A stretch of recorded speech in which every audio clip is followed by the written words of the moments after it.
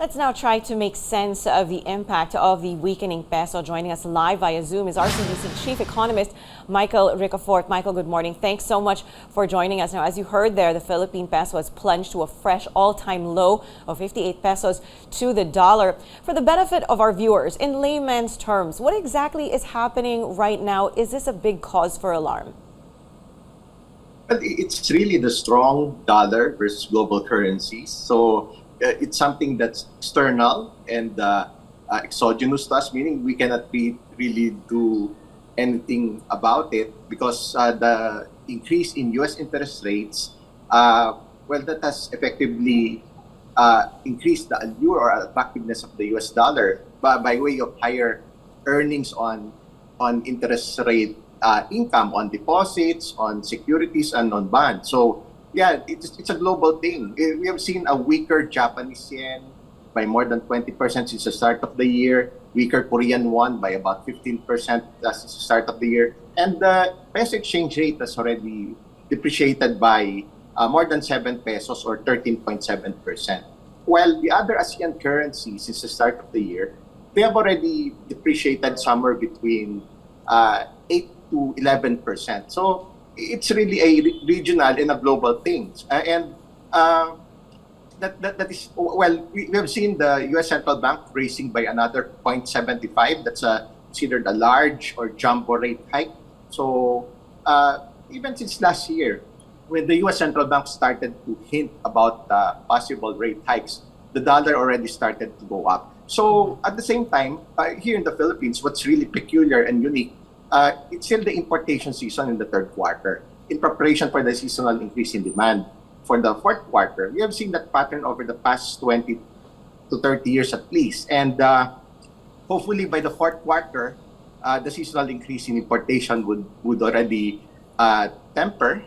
And we would already see the seasonal increase in turn by OFW remittances and conversion to peso, especially towards November and December for holiday spending, as well as at the same time, the exporters would already will see some seasonal increase in exportation, meaning the export proceeds would already come into the country also towards the end of the year. So hopefully there would be some reprieve or some support for the peso towards the end of the year. That has also been the pattern that we have seen for many years and decades. And we have to consider the fact that, well, what would be the implication to the economy with the depreciation of almost 14% since the start of the year? That's going to add to the cost of importation, right? Or and the cost of many imported items by the country, like oil, capital equipment, food, and other practically name it. Everything that the country imports would become more expensive by nearly 14% since the start of the year because of the exchange rate. Absolutely, and that's something consumers are already feeling, right? So for the everyday Filipino, how are they going to feel this? And what does this mean for OFWs? I mean, it seems like for OFWs and their families, this is a good development. Yeah, true, Ria. The Philippines is a net importing country. For the ordinary Filipino, we may have to pay more expensive imported items like fuel, wheat, other commodities, vehicles, capital equipment, construction materials that the country imports. So that would translate to higher import prices, and that would be passed on eventually to the consumers and the general public. So yeah, that's why it's a delicate balancing act also to make sure that inflation would be relatively stable, or the mandate of price stability.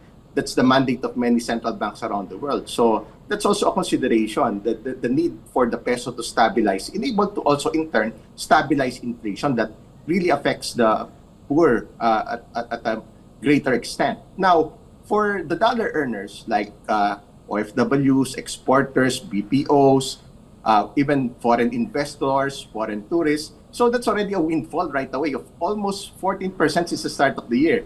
We only started the year at 51. Now it's already at 58. So it's a 7 peso windfall whenever they convert their dollars to pesos. So yeah, it would translate to more earnings on their part, more peso proceeds. But of course, once they start spending locally, that would have to be offset by higher inflation that the country also faces. So, but nonetheless, it's better than nothing. Well, the dollar earners still have at least some gains to count on. Whereas those who earn in pesos would feel the pinch in terms of higher prices of imported items, and of course that would also reflect on overall inflation. That's why central banks around the world are also trying to manage inflation by way of tighter monetary policy or increases in interest rates. Because on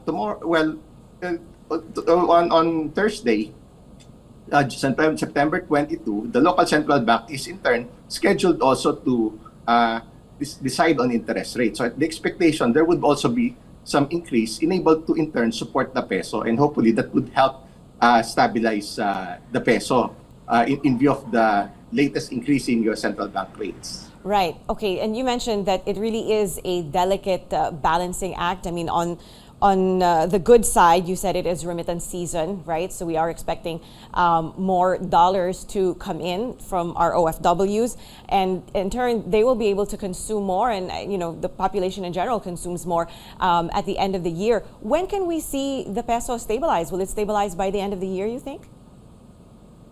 Yeah, well, that's true, Ria, because right now we're still in the tail end of the seasonal increase in importation. That's why the peso is behaving that way.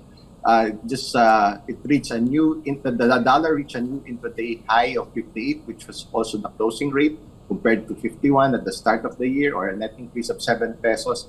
And the peso is expected to be seasonally supported towards especially in the fourth quarter, October, November, December, when there would be some seasonal increase in OFW remittances and conversion to pesos. We have seen that for many years and decades.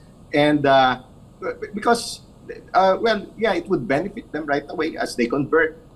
Imagine $1,000 now would be equivalent to 58,000. In January, it was just 51,000. So it's a windfall of 7,000 pesos.